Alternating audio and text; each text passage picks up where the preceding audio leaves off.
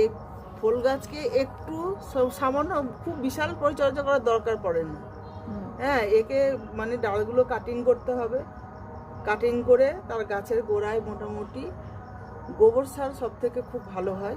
গোবর সার তার সঙ্গে একটু খোল ভিজিয়ে গাছের একদম কিন্তু গোড়ায় না, চার সাইড দিয়ে দিয়ে দিলে মোটামুটি ওই 2-3 মাস অন্তর অন্তর দিলেই সুন্দর সুন্দর এই যে এরকম বড় বড় সব গোলাপ ফুটবে, আরও বড় হয় ফুলগুলো, আরও বড় হয়। এবং এগুলো দেশি গোলাপ, এগুলো অনেক দিন ফুলগুলো অনেক ফোটে, গাছ ভর্তি হয়ে ফুল ফোটে। হ্যাঁ, আর জল সামান্য একটুখানি জল দিতে হবে।